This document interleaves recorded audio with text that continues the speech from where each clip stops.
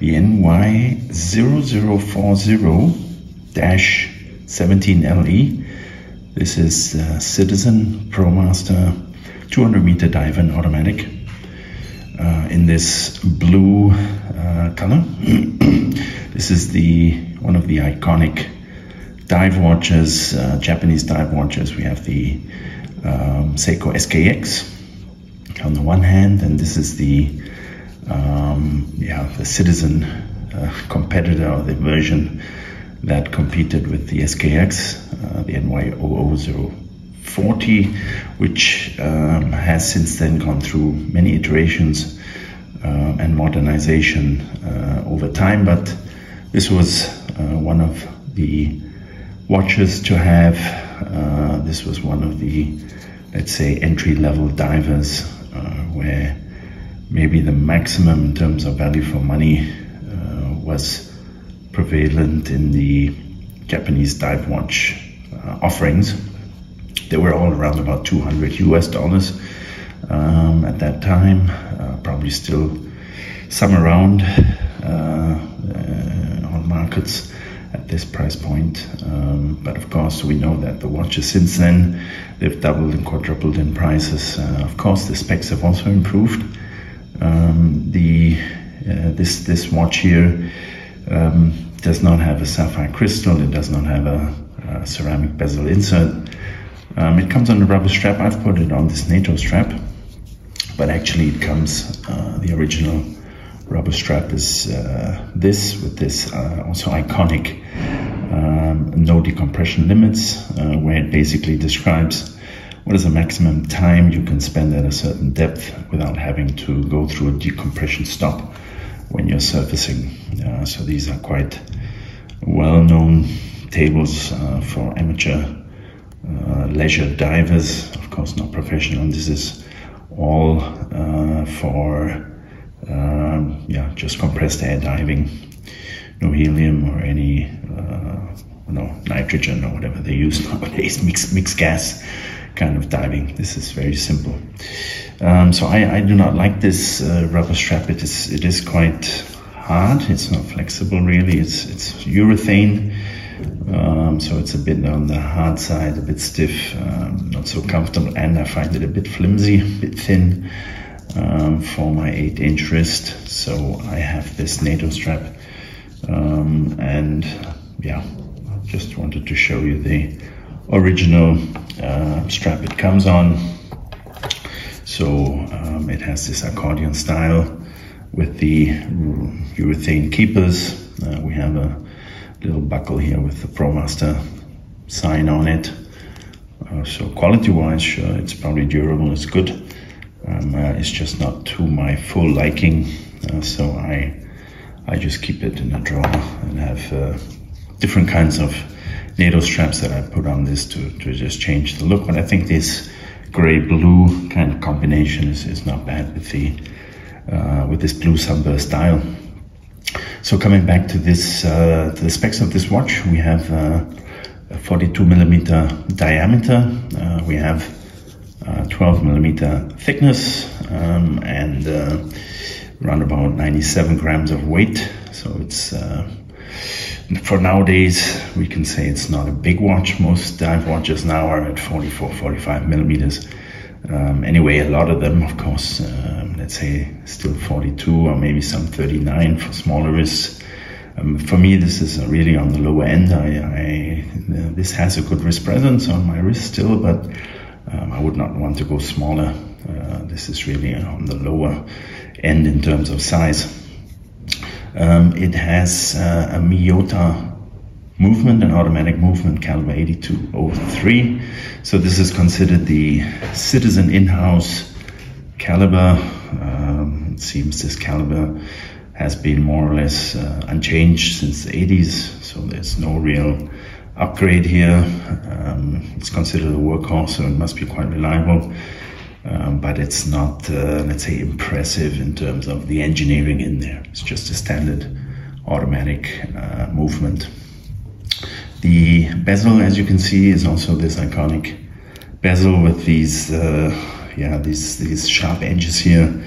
Actually, the newer ones on the market from Citizen, they are called the fugus because they remind of the fugu fish, the puffer fish.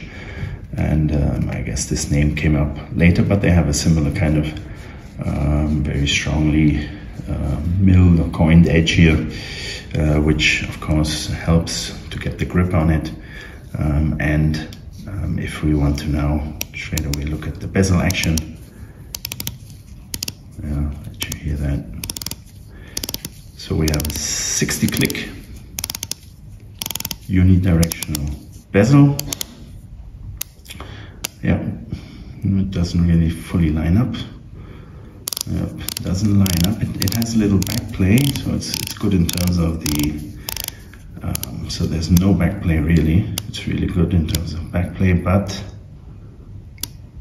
yep, it doesn't line up. So this is something that I guess nowadays Seiko is facing. But as we can see, even some of these older divers face this issue. I mean, as a diver, honestly, you don't really care. That does not make any difference at all whether it lines up or not. This is just really just us desk divers who have this kind of quality requirement, of course it's nice to have, but it really doesn't take anything away from the function. The function is clear, and you don't need 120 clicks anyway. 60 clicks are more than enough. I mean, 60 clicks means you have minute precision, and that is more than enough.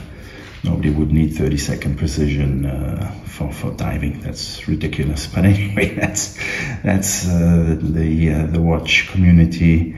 These are things they care about, these little things. So yeah, unfortunately in this case I have a non-lined up specimen here, yeah, that's just the way it is. It's an aluminum insert. So the bezel around here would be steel, but the insert itself is aluminium. We have a thick font printing. The figures are quite thick, and we have a loom pip at the 12 o'clock position, or near the 12 o'clock position. Unfortunately, not lined up, so we're not really at the 12 o'clock. Yeah, I guess what also is interesting about this watch is if you look at the 12 o'clock loom, the hour marker here. If you look at it, some people get certain connotations there. It looks like some kind of an underwear. Yeah, I guess you could interpret it that way. Once you know it, I guess you can't unsee it. That's something that yeah, I'll come up with a video in the future to compare all of these kind of hidden yeah, signs, all these funny little things. I mean, Seiko also has some interesting let's say design features, which if you look at the latest Fugu, for example, they've changed this 12 o'clock loom design, probably based on some of the comments also that were out there in the community. The hour markers, they're nicely done. So are they applied or pressed? Actually, at this price point, I assume they're pressed. They are not really very 3D, but by right they could also be kind of little discs, applied discs, but I'm not sure whether this is the case. Interesting is that the 3 o'clock position, we have this loomed rectangle pip here, which actually is the requirement from the ISO 6425, which I'm surprised actually this watch has it, because many watches after that did not have it, and then this recently just came up again. So obviously here Citizen, even though this watch is already 8-9 years old, they obviously already were compliant at that time. So yeah, that's one interesting fact here.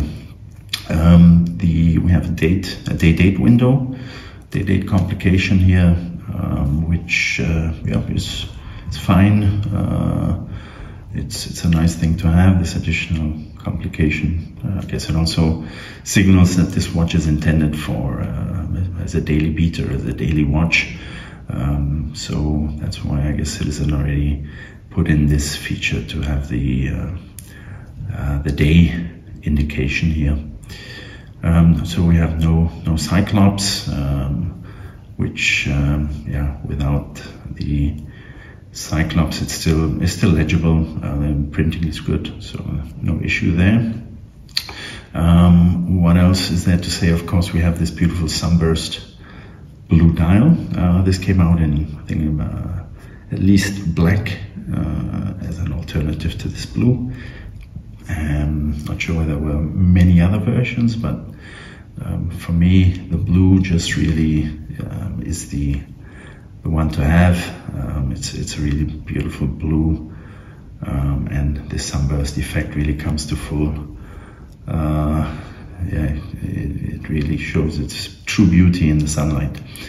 The hands, they're just arrow hands.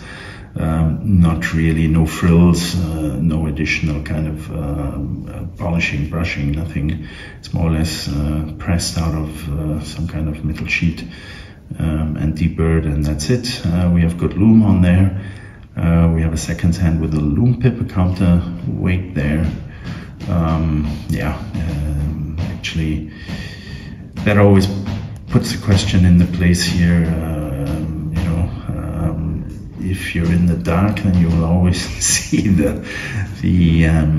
will always be 30 seconds off, because you'll see actually when you think it's at 12 o'clock position, you'll actually be at the 6 o'clock. So, but again, during dives, I guess the 30 seconds don't really count. But that is something interesting that actually in the dark, these the indication is actually not correct. Interesting feature about this watch also is the crown. This is an unsigned crown, screw down crown at the 8 o'clock position. So this is something Citizen came up with. Seiko, the competitor SKX, they came up with the crown at the 4 o'clock position. And this is actually, in terms of wearability or ergonomics, this is even better, because if you usually wear the watch on the left hand, the right hander will wear it on the left hand, you have absolutely no digging in of the crown into your wrist. Of course, the handling is a bit more tedious on the left hand side, but if you're wearing this watch on a daily basis, maybe once a month you need to adjust the day or the date and the time. You really don't need to adjust that often. So I think it's really not an issue in terms of having to access that crown all the time. Perfect position in a certain way. If you're a left-hander, then you basically get more or less an easily accessible crown when you wear the watch on your right hand. We have some polishing here. So actually at this price point, normally you would expect maybe very simple brushed surfaces, but we have some polished surfaces, and they're pretty good. Of course, it's not Zaratsu polishing. I'm not sure what the Citizen term would be, what they have, whether they have a proprietary brushing or polishing process here. But anyway, it's a good for entry-level diver, a good bit of polishing here, and we have some brushed case top here, also well executed. So overall, I must say the quality feel of the watch is really good. It's all just executed in a good manner, except for the misalignment. But let's have a look at the case back. So it's a screw-down case back. Nothing really sensational back there. We have some laser marking there, stainless Citizen the 200-meter dive, the depth, water resistance, and the Promaster logo. Yeah, so just a normal screw-down case back, and yeah, that's about it. I guess that more or less sums up the main features of this watch. And if you don't have it in your collection yet, well, it's either this one or the SKX. You need to have one of them in your collection as a reference. Yeah, these are the watches that for many of us started the interest in dive watches.